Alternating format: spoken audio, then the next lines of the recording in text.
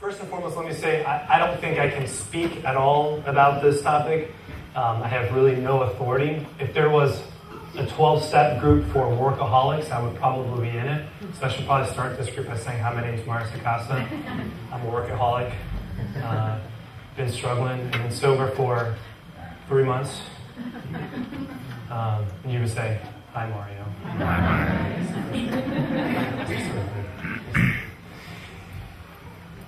Okay, so this is where we're going to build off of what we talked about this morning. New evangelization, right? Starts with me. Starts with us. Starts with our own conversion. It starts with our own increased ability to receive love, to receive God in our hearts, and to be able to give that to the people around us, primarily our spouses and then our kids. Unfortunately, we live in a world, and every age, every generation has to deal with the effects of the heresies of that day, and our time is no different. And so we have been influenced by the secular culture, by secular media. It's not a question of whether we have been, but it's a question of how much we have been. Okay? It's an impossibility, unless we were living in a hole in the ground somewhere far away. Okay? And we don't. We have to live in the world, we have to engage in the world, we have to work and operate in the world. That's what we're called to do. Okay? None of us here are obviously called to the monastic life. If you were, you wouldn't be married. Okay? So we have to engage in the world. Because of that, obviously, we've digested some of the information. I would venture to guess that this is one of those areas where we really are at a loss. Okay? Myself included. I can be very sincere with you. As I've poured into this topic of what the church really teaches about leisure, my heart has come alive as I come to understand the beauty of what the church really means when it talks about leisure. Leisure. Because it really comes down to this when we talk about the secular world versus Christianity. Right? This challenge of work and leisure and finding the right balance in our lives boils down to one of the fundamental questions. What is the value of life? Okay? Is life about what I do? Or is life about who I am? And this question becomes realized right when it comes to the discussion about work and leisure. And this will make sense as we go on. But remember, in the world, let's frame this. Okay, so you guys are with me. In the world where it turns its back on God and everything is relativistic, there's nothingness. So we start from the place of nothingness, as the secular world says. So the value from nothing can only be what you add to it. What you do is what contributes to your value. The church does not start from the place of nothingness. The church starts from the place of saying, you are good. You are so good. And you are made in the image and likeness of a God who is good. And so if we start from there, now the value of life can be extended to everybody. Does this sound funny to you? Is this something like this? Okay. You're fine.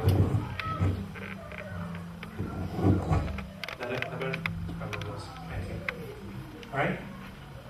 So the church says we value life from all spectrums, womb to tomb, right? Doesn't matter if it's an embryo, it's good. Why? Because it's made in the image and likeness of God. It doesn't matter if it is an old person who is dying on their deathbed, they deserve the same dignity, right? And it doesn't matter if it's a CEO of a major corporation. They are all made in the image and likeness of God. So, do I measure my life by who I am as a person, a son of the Lord, or by what I do? Okay? And I can say in my own life, again, I can only speak of my own experience, I've sipped the Kool-Aid. I have sipped the Kool-Aid. And there have been times where while I may believe and preach and say that, yeah, I'm the son of God, in my practice, though, when the rubber hits the road, it comes down to a place that I really overvalue my work. I have overvalued my work. And overvalued myself because of my work. Lord, have mercy on my idolatries.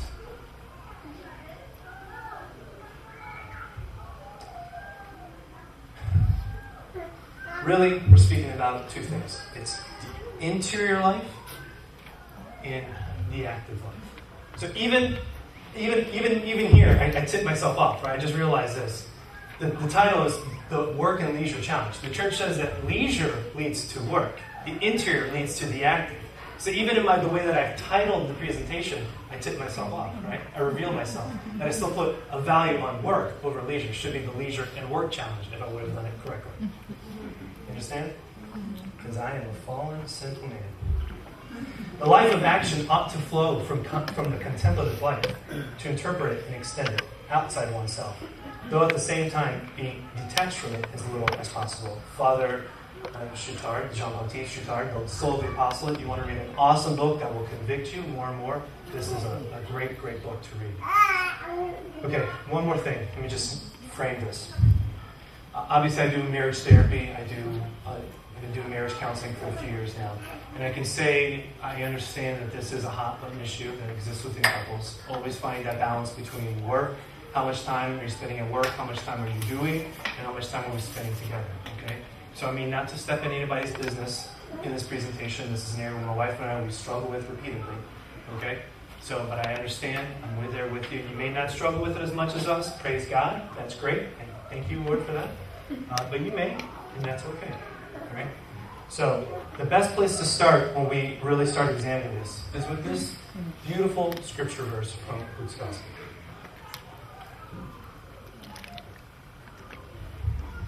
Now, as they went on their way, he entered a certain village, where a woman named Martha welcomed him into her home.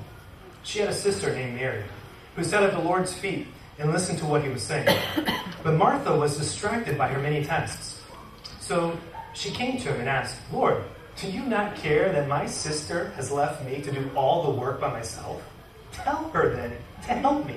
With you. Lazy bum, she's just sitting there. And I'm the one that's freaking doing the dishes and preparing your food. Come on, that's not fair. And the Lord answered her, "Martha, Martha, you are worried and distracted by many things. There is need of only one thing. Mary has chosen the better part, which will not be taken away from her." I hate this verse. I freaking hate this verse. Yeah, it's all right. Why? You can unplug Mary has chosen the better. What's the better thing? What did Mary choose that Martha did not? Jesus! Who said it? You get the golden ticket prize. Well, yeah, it's not in the camera. Jesus. Mary is sitting at Jesus' feet. She's chosen Jesus over it, right? Over serving him. And this is, and again, for me, I can only speak of myself. I'm sorry. You're going to get a lot of me in this one probably. And I apologize if you get bored of my story. That's okay. But I do retreats. I do these lectures. Often I think I'm serving the Lord, right? Like Martha, I'm preparing the way. I'm preparing these things for you, Lord. But at what cost? At what cost? At what cost? I need to sit with him. Sit with him. Sit with him. Matthew 6. Seek first his kingdom and righteousness, and all these things will be given to you besides. Do we have faith to believe? Do we have faith to believe that if we really chose Jesus, if we really sought him out, if we really sat at his feet each and every single day of our lives, then everything we do will fall into place. Work will make sense. Our lives will make sense. Our relationships will make sense. Every single minute of our day will make sense. Only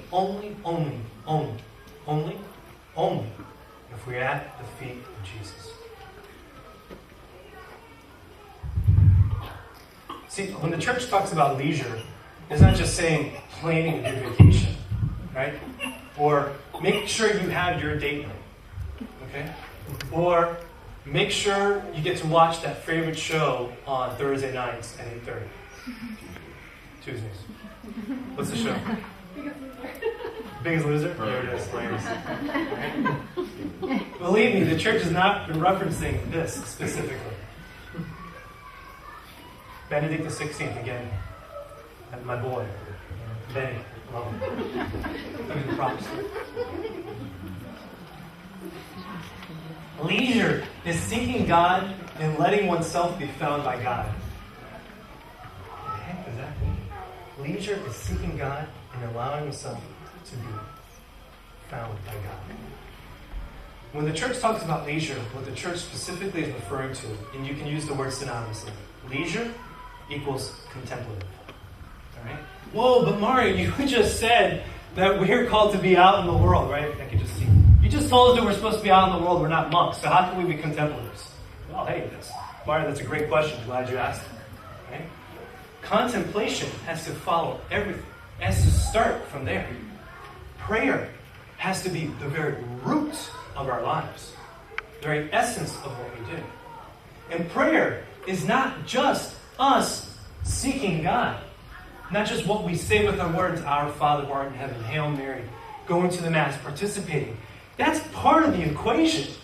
But our prayer is not just about us seeking God, but about putting ourselves in a position where God can find us. In a position, what I mean is a position interiorly. Everything we're speaking about is of the heart. It's so hard to quantify this because we're speaking about the very intimate, interior spheres within us. But we must all be like who? The Blessed Mother, right? Opening our hearts to Him, to allow Him to find us. I've heard it said this way. If religion is man's search for God, Christianity is God's search for man.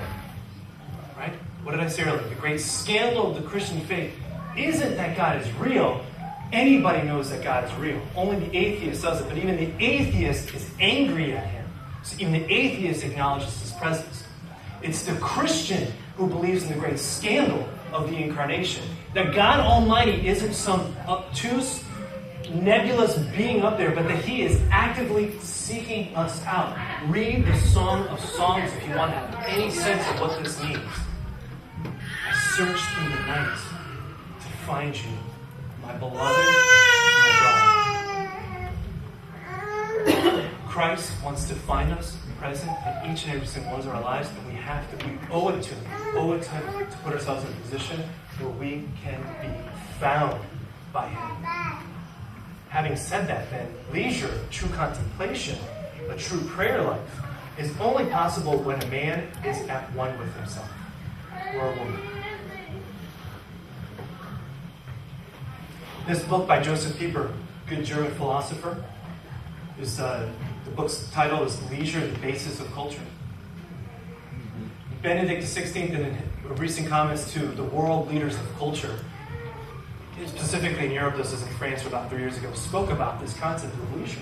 And said really where this finds its root is in Western monasticism. St. Benedict, his rules of life. Right? This sense that life and prayer, ora et labora. I'm going to speak about this a little bit later. But that prayer becomes the basis of culture. Leisure, contemplation, allowing God to meet us in our lives, that becomes the basis of our life. Not what? Not doing. Not working. Not working. Working only follows after. Again, this is hard for me to believe. I know it is. I'm going to just break this apart just as we continue to go, so please be patient with me. But I know what I'm doing. I know I'm just trying to flip this thing upside down. Because the world has it upside down. Right? Father Chautard says it this way. It's like, work, what God has given us, is the opportunity to enter into the divine mystery of life. God shares His life with us and gives it to us. But primarily, He wants the relationship. So we need the relationship. We need to work on our interior life. Gosh. So much of what I define as leisure in my own existence, when I really take a hard look at it, I think I'm just defining distraction. Right? I work so hard and I bust my tail. I owe it to myself, right? That's what I said. I owe it to myself. I need to watch this movie. Honey, I need this time. Right? That's okay. There's a place where we need rest without a doubt. Okay? But like I said, for myself, I said earlier, I love movies. I will enjoy a good movie. And I think for me, a good movie can be contemplative. I love sports. All right? Don't get me wrong. And I love the beauty of competition. I love watching basketball. I love watching players really who have the gift of using their bodies and fine-tuning it. I love it. I absolutely enjoy it. And I think there is something beautiful about it. For me personally, though, what ends up becoming a distraction is when I'm following, the trades and the business and trying to keep up with what movie stars are doing and all that other stuff. Do you see what I'm saying? Like, leisure, recreation has its place.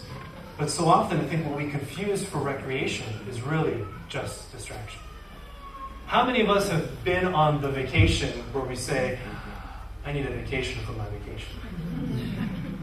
Where you're so freaking worn out by the end of it that you're just ready to go back to work, the next day so you can actually get some rest.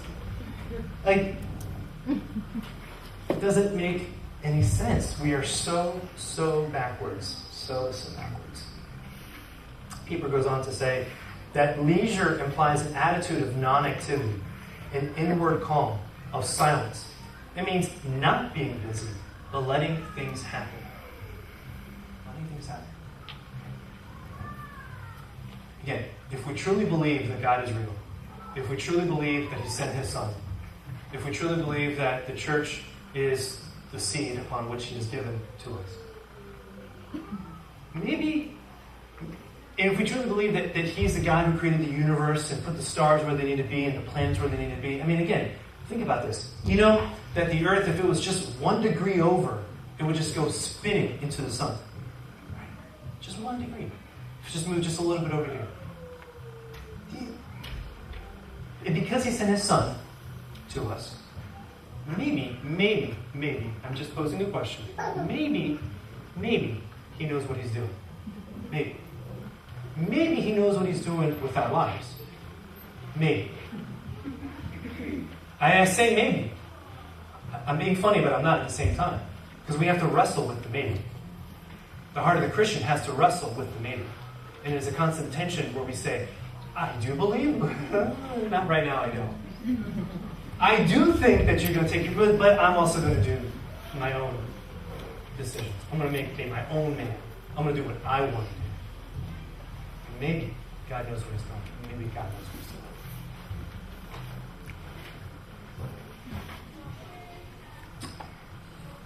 So I've had to boil it down. What leisure really means is not just distracting ourselves, not just working ourselves down to the bone so that we just fall flat on our face or whatever it is. We're so tired we just want to zone and veg. Right? Amusement. You know what the word amusement means? Muse. Muse, thinking.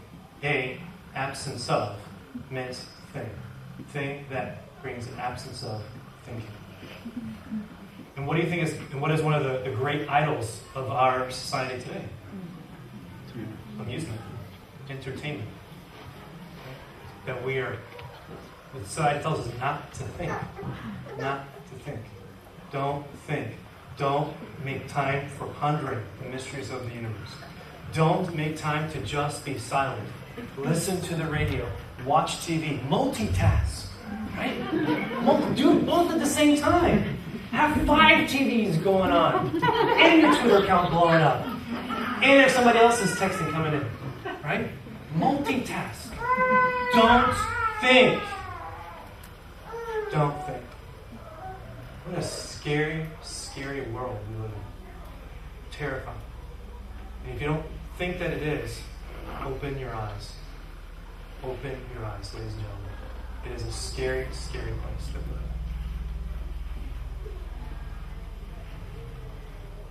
Alright.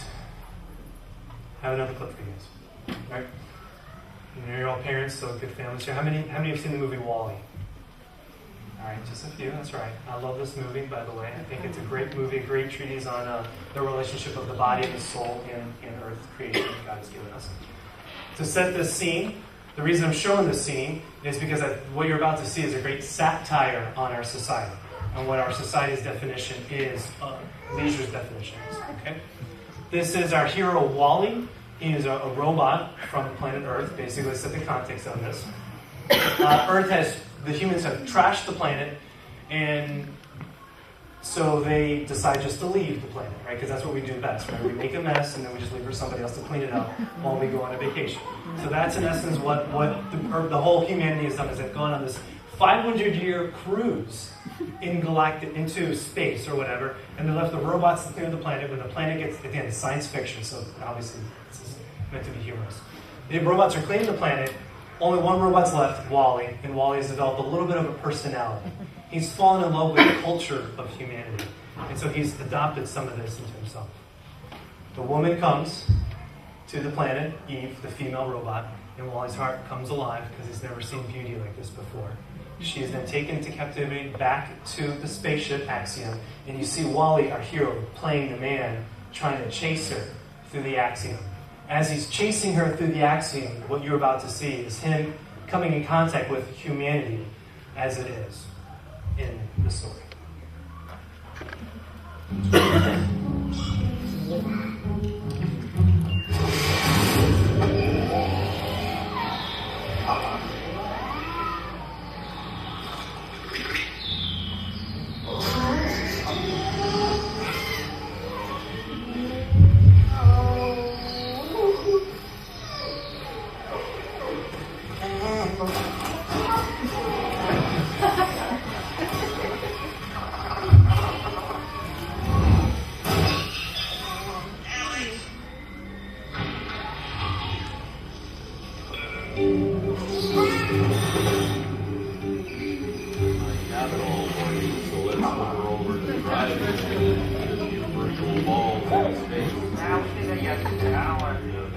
Well, then what do you want to do?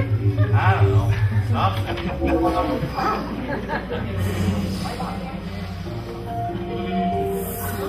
Make a place breathe. It doesn't sound If you can't pull the stars, you have to still kind of be good.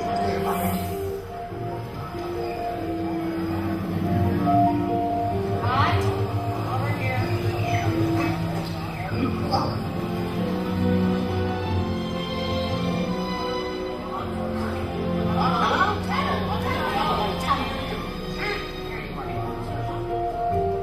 By and large, everything you need to be happy. Your day is very important to us.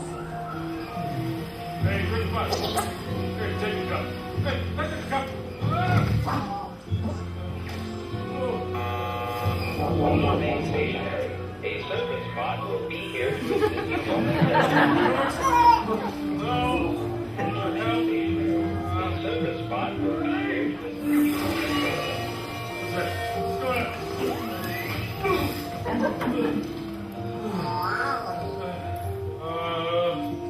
John? No. Who's John? Finally.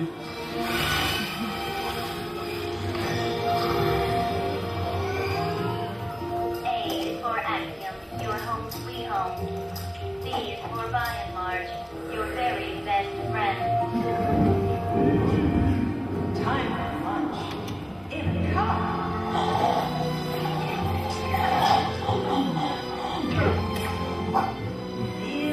Beautiful. I'm starting right. I know I'm that man. Attention, Axiom shoppers. Try blue. It's the new red.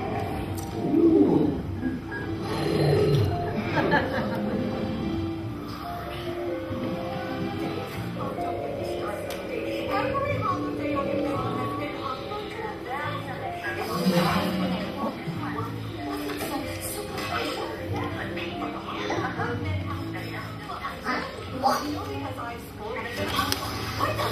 Huh?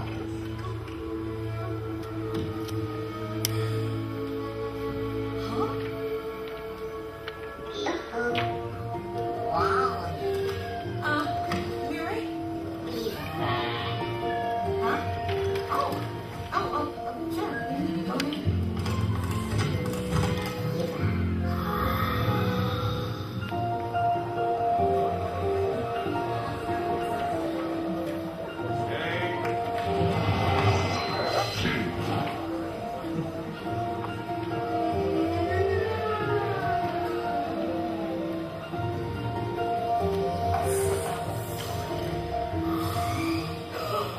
I didn't know we had a pool.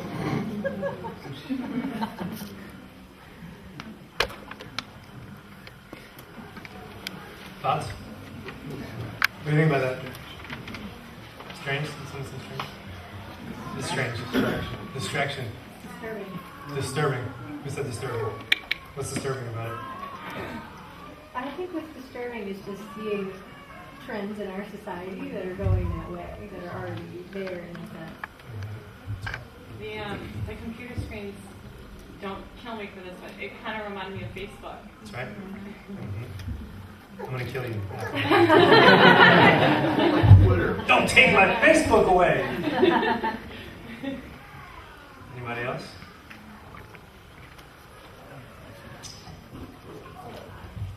The smartphones are... Take it. Hey, if it leaked, better to go to heaven than go to hell with that, with my iPhone. I'm serious. I see that just like the other night we were out to dinner and there were two, it was a couple sitting across the table and all they were doing was the phone, the whole dinner. They never said a word to each other. And it's like, well, why are you even out to dinner together then? Maybe they were So video we're already chatting. getting there. They were FaceTiming one another. It's amazing, isn't it? And that's why, I mean, obviously it's an exaggeration, it's hyperbole, but it's such a great satire, is it not?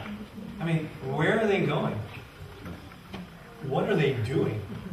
Let's go hit some virtual golf balls, and they're talking, they're right next to each other, floating, they don't even realize it, right? And then even if you ever hear the lady's comment before he opens her eyes, so to speak, the prophet, Ollie, now opens her eyes, she says, every holiday is a virtual disaster. And you get the little puns, it's hilarious. Everything is fake. Right? Constant. And if we constantly have this screen and this distraction for us, what happens? In fact, we get lazy, as they show, and become less intelligent. So, do you think, though, that there's much leisure going on in that ship? Is what they're doing leisureful? Sounds it, doesn't it? 72 degrees, there's a pool, you got food in a cup, you got everything that you would need, right? To make your life happy. Happy. It's amusement. Exactly. To not think. And I do believe that it's something very similar to what's going on in our society today. So, leisure is the basis of culture, not doing. Leisure is what leads us to everything. From there, we go out to do whatever God calls us to do. Again, my life is meaningless without God. My life is a mystery. It is a conundrum that I cannot figure out. I cannot answer the great questions of my life. It's too big for me. Psalm 136, right? These mysteries are too much for me, Lord. Only you hold the book of life. Only you are able to tell me what my life is supposed to be like. Do we believe this or do we not? Maybe. We have to spend time with Him, ladies and gentlemen. As busy as our lives are, God knows, I know, our lives are immensely busy. But I really think that a lot of that busyness is a ripping away. It's the devil getting into our lives, and he's ripping us away from those things that really matter. One of the things that pains my heart is when I see families separate, not just emotionally, obviously, but physically. And it happens due to economic reasons right now. I know plenty of couples where a husband is working somewhere and the wife and the kids are somewhere else. It just pains my heart, right? I mean, you got to do what you got to do. There's no doubt about it, But the fact that we're living in this time, in this age, where just everything is pulling us apart. Everything is trying to rip us apart. Everything is trying to say, just do it. Let go. Break apart. Separate. And God is always there to say, no, come together. Come together. So if this is the God who wants to give us the answers of life, how are we supposed to figure it out? How are we supposed to get those answers? Through relationship, through true leisure, through true contemplative prayer.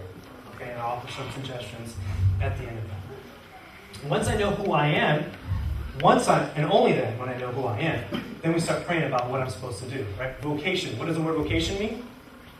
Calling. Literally, call. The voice. The voice. It's a calling. All right? So my vocation, what I do, is I am a husband and a father. Primarily. That's my vocation. Hold up this one. That's the ring. That's it right there. Right? At the end of my life, God's going to not ask me how many lectures I've delivered or how many couples I've saved. He may, and He'll say those are good things. But what He'll primarily ask me is, how's your wife's soul? How are your kids in their formation? That always has to be the primacy of what I do. Is to be a husband and a father. Everything else is just gravy. But God gives us work. This is taken right from Genesis. Before the fall, the Lord God took the man and put him in the Garden of Eden to till it and keep it. So before the fall, God gave us work. Work has its place. Do not get me wrong. I am not saying that we need to just sit in the monastery and pray every minute of every single day. That is not at all what I am saying to do. But I am saying that work is good. But it's only good because of our relationship with the Lord. I'm repeating myself, but I'll keep saying it over and over and over again until we get it. John Paul II. The church is convinced that work is a fundamental dimension of man's existence on earth. Work is good, is it not? And we feel it, right? I mean, I don't have to tell you this. We can experience it. How many of you have ever been in a job where you just love it, right? Where you get up every single day and you love it. And if you've never had a job like that, then in some ways, I'm sorry, but I understand. Everybody's got to pay the price. And if you don't have that, offer that as a sacrifice to the Lord. I'm not at all saying that you got to quit your job and go find the one dream job, because where God has you is where God has you. And you might need to sacrifice that dream job for the good of your family, right? But if you do have it, or you've ever tasted it, or you've ever gardened, right? Tilled the earth. I'm not a big gardener. I've killed a cactus. Okay? Twice, actually. That's why we don't have animals. All right? I'm surprised my kids are even alive. Okay? But I love being here. I love being before you. This is work for me. But I love it. This will get me up in the morning to see these beautiful faces. I love getting in there when I'm working with couples that are really struggling. Right? It drains the snot out of me. I mean, I'm exhausted after some of these sessions where people are yelling at one another. They're struggling with whatever's there. It drains me. I mean, I'm human. I got to be present in all of that. But then when you see the turnaround, oh.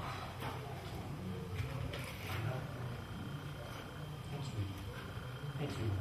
And I fall on my knees every single night, and I thank Him. I thank Him for the gift that He's given me. That work is good. It is good. We have to work. We have to. Jesus, when He was confronted on the Sabbath day, He said, "Why are you working? It's the Sabbath day." His response, taken right from John's Gospel, "My Father is working still. Therefore, I am working." You see, God didn't just create creation and say, "Goodbye, peace out, see you guys in 2,000 years." You know? And then He comes back and gives us Jesus and says, "All right, peace out, we'll see you guys again. You know, that was nice." No, that's not what He does. He is still working. He is still creating within us. He is still redeeming us. He is still sanctifying us. God is alive, God is present, and God is working in our lives and in our world. Every single second, every single day.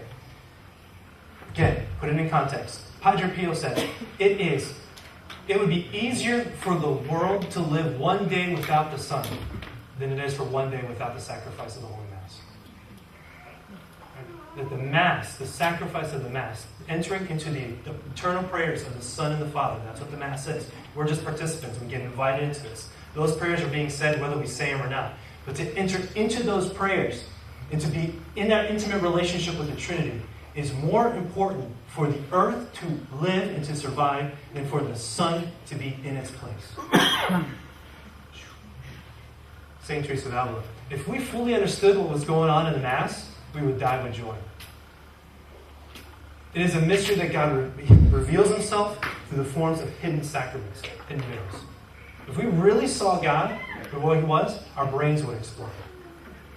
And God doesn't want our brains to explode because He thinks it'd be messy. So He gives us the sacraments. Everything comes back to that.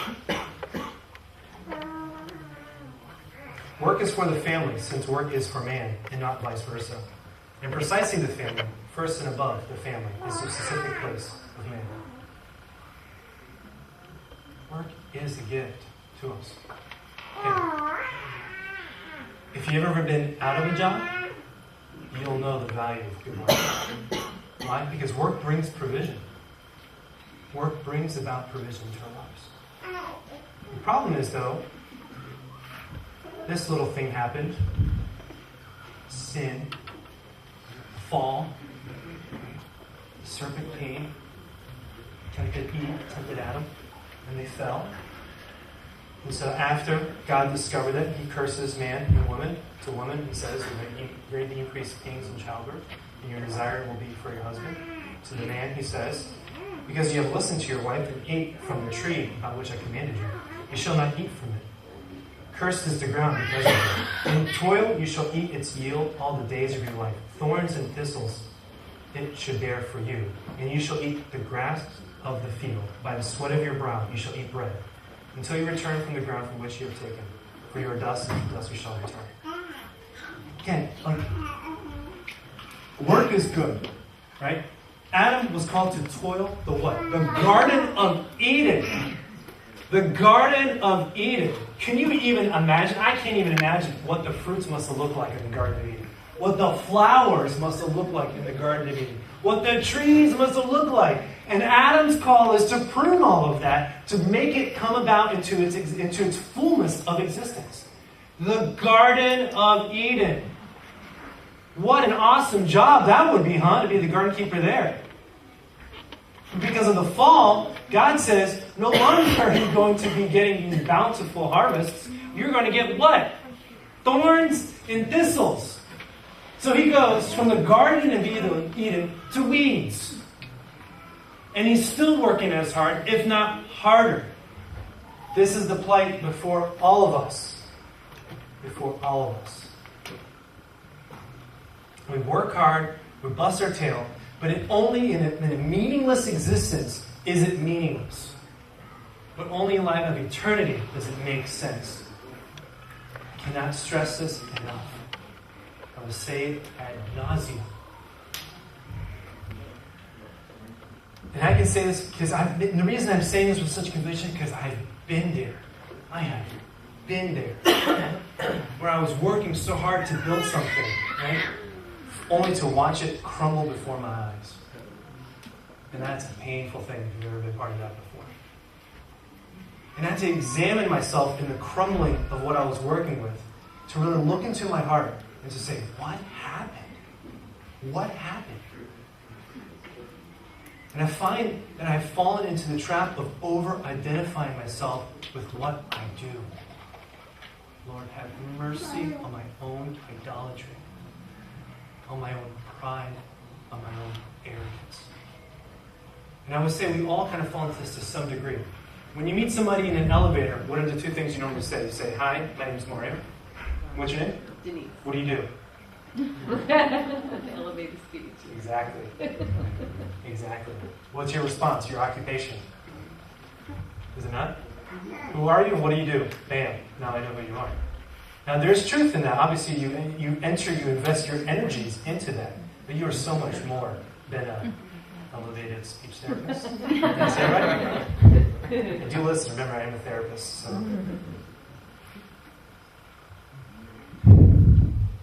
Okay, let's keep going. 60. Human work is understood as sharing in the work of the Creator. Hey, did I just say that? Didn't I say that? I think I said that earlier, right? Awesome. I'm glad Benedict agrees with me. I'm just joking. Come on, people. I know it's a It must be evaluated in those terms.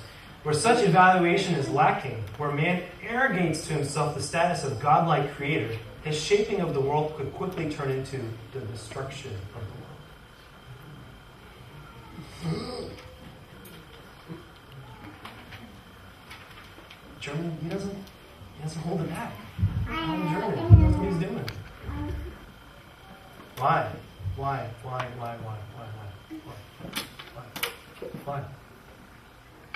Because sin destroys the world. Pride destroys the world. That's it.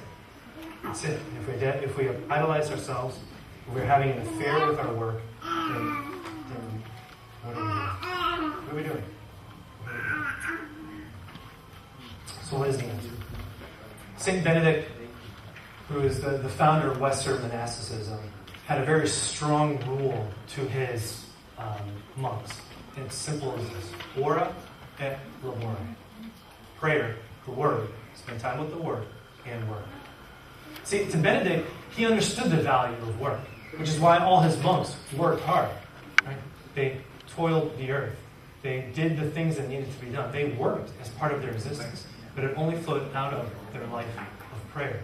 So all of us, to some degree, we're all called to holiness, are we not, ladies and gentlemen? Right? We are all called to holiness. And what is holiness? I beg Almighty God, that as much as I love doing therapy, and as much as I love doing that work, I pray that I am not doing it in heaven. Right? I hope I'm not doing that work in heaven. Hope not. So we have to have a way of entering into it. If eternity is where we're going, then we need to start engaging in eternity. Right? We have to get that time of prayer in our lives. And for me, what this has meant, in my own personal existence, I have early risers. Okay, my sons are up at 6:30 every day.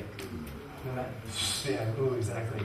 Doesn't matter if it's Saturday, Sunday, doesn't matter if they go to sleep at 8, doesn't matter if they go to sleep at 10:30, they'll be up at 6:30 regardless. Okay? If you have children like this, you know what a joy it is. This is why I just drink a cup of coffee, all right? Because I am an addict because of this, all right? Praise Jesus for the gift of coffee. All right. For me, though, what this means is when I started getting very serious about examining my life and my prayer life specifically, and trying to flip this thing upside down and saying, okay, if work isn't what really matters, then what matters? My prayer life, because that's where I come into contact with the infinite God. Well, then, how can I bring that into my day-to-day life? Lord, I've tried getting up early, but my kids get up early also. I got to be present to them. So what am I supposed to do? You know what he says?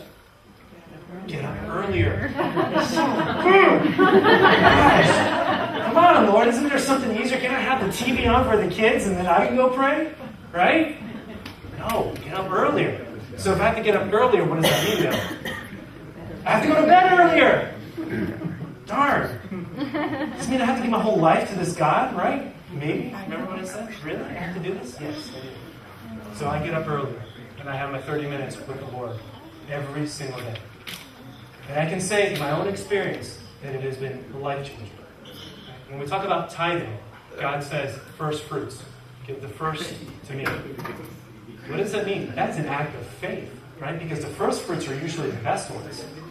It's an act of faith to say, Lord, I'm going to give you the best fruits of my harvest, with hopes that whatever comes after it is at least just as good. I'm going to give you the first fruits of my day. But obviously we're in a relationship. I'm not a single man. You know, I have to take care of my kids if they wake up or whatever. It's been my wife's things without a doubt.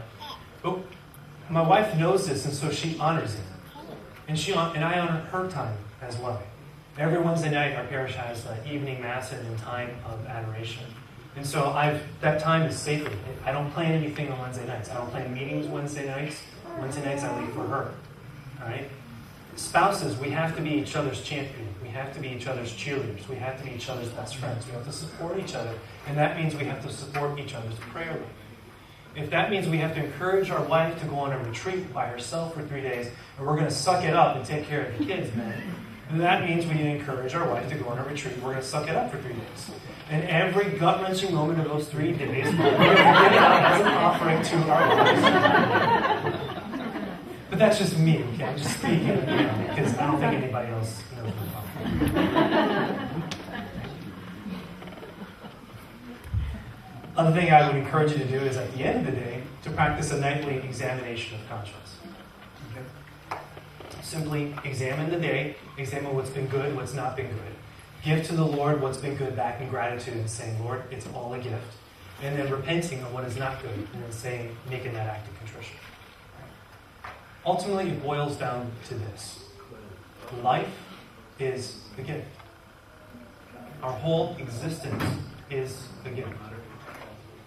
Who of us will our own existence? Not me. It is all a gift. And so everything must be given back to Him, who is the giver of the good gifts. Again, this only makes sense if He is real, if He is good. And if He is real, and if He is good, then let's start living like He is real and like He is good. And not like the pagans and those who don't understand. Excuse me, I know they're not inflammatory words, I apologize. But for those who are non-believers, who may believe it in their lips, but they don't practice it in their lives. It is the burden is on us, ladies and gentlemen. We need, and the only thing that sustains us is hope. Came across this quote, and with this I'll end. I know we're running out of time and I'm probably going over. Jeff, thank you for not having your buzzer going this time around. To me, this sums up everything. And it may sound like it's coming out over here, but it sums up everything that's going on in our life. JP2, in his book, Crossing the Threshold of Hope, says that really is the mark of a Christian. Right? Is do we believe in hope? And crossing in hope, specifically redemption, is what we find base our hope in, is the answer to all of life's miseries. Without the redemption of the body, really think about it. Without eternity, life doesn't make any sense. So I just want to offer this final exhortation to you guys, wherever you are in your lives, whatever struggles you have, whatever you've brought to this weekend, God knows, God knows, God knows. And you didn't come here to listen to some random therapist from Tallahassee. You came here because you love the Lord. And you came here because you wanted to improve your relationship with the Lord, and then in turn improve your relationship with your spouse and your kids. That was your motivation. And so I offer this as a simple consolation to wherever you may be in life. John Paul II writes, at the end of the second millennium, we need perhaps more than ever the words of the risen Christ. Be not afraid. Man who even after the fall of communism has not stopped being afraid, and who truly has many reasons for feeling this way, needs to hear these words. Nations need to hear them. Peoples and nations of the entire world need to hear these words. Be not afraid. Their conscience needs to grow in the certainty that someone exists who holds in his hands the destiny of this passing world. Someone who holds the keys to death in the netherworld. Someone who is the Alpha and the Omega of human history. And this someone is love.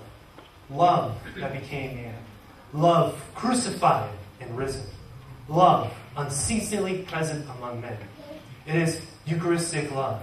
It is the infinite source of communion. He alone can give the ultimate assurance when he says, be not afraid. Ladies and gentlemen, brothers and sisters, be not afraid to give everything to the Lord, and He will right it. Be not afraid to pay whatever price He may ask of you, because it will take everything that we have to be whole. Because God asks for everything that we have to be given to Him.